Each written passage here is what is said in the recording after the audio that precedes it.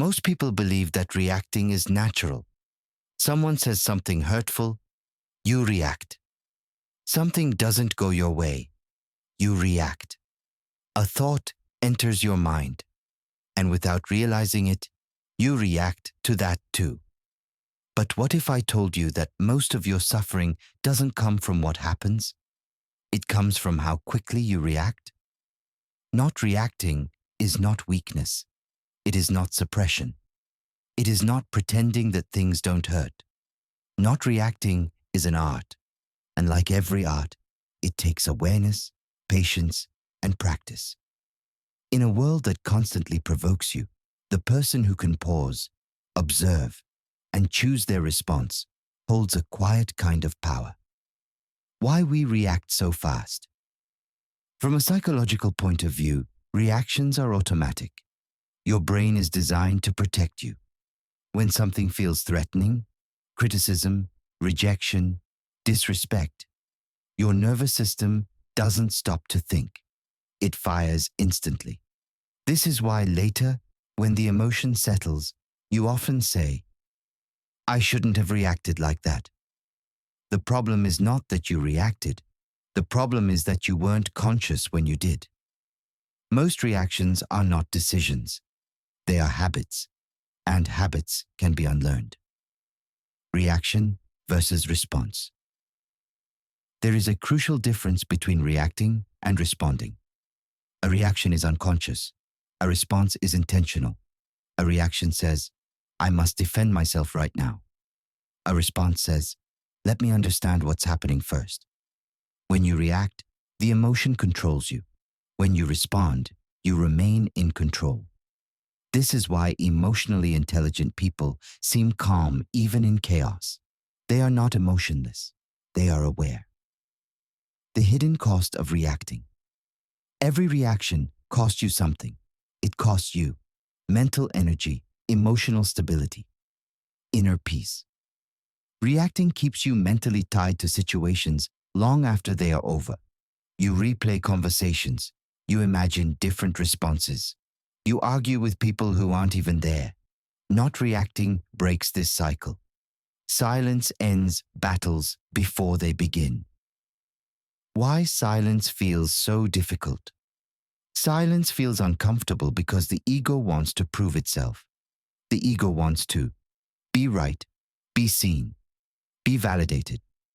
When you don't react, the ego feels ignored, and the ego hates being ignored. But growth begins exactly where the ego feels uncomfortable. As the ancient saying goes, you don't have to attend every argument you're invited to. Not reacting is not losing.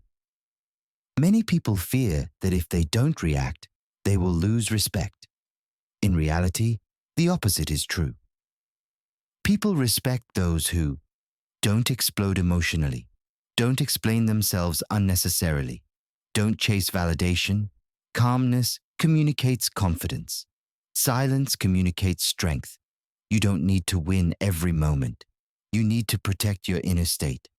The power of the pause. The art of not reacting begins with a pause, not a long pause. Sometimes just one breath is enough. That single breath creates space between the trigger and your action. In that space, awareness is born. You realize, I am feeling anger. I am feeling hurt. I am feeling threatened. The emotion is there, but you are no longer the emotion. Observe, don't absorb. One of the most powerful mental shifts you can make is this. Observe emotions like weather. Don't absorb them like truth. Anger arises, it peaks, it fades. Sadness arrives, it lingers, it leaves. When you stop identifying with every emotion, they lose their grip on you. You are not your reaction. You are the awareness behind it. Why some people trigger you. If something triggers you deeply, it's often pointing to an unresolved part of yourself. People don't control your emotions. They reveal them. Not reacting doesn't mean ignoring this. It means investigating it privately instead of exploding publicly. Ask yourself, Why did this bother me so much? What part of me felt threatened? This turns triggers into teachers. Emotional control is a form of freedom. When you don't react automatically, you become free from other people's moods, external chaos, random comments.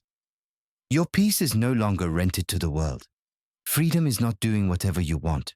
Freedom is not being controlled by impulses. The strength of being unbothered.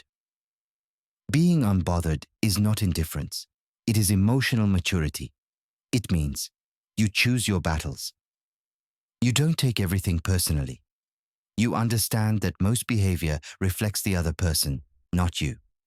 This doesn't make you cold. It makes you clear. Not reacting in relationships. In relationships, reactions destroy more than problems ever could. Harsh words spoken in emotion create wounds that logic cannot heal. Not reacting gives you time to understand, space to listen, control over tone. Sometimes the most loving response is silence, followed by clarity. Practice makes this an art. You will not master this overnight. You will still react sometimes. That's part of being human. The goal is not perfection. The goal is awareness. Each time you notice a reaction before it escapes you, you are strengthening the muscle of self-control. Progress is subtle, but powerful. A final thought. The world will always try to provoke you. People will misunderstand you. Life will test you. You don't need to harden yourself. You need to steady yourself.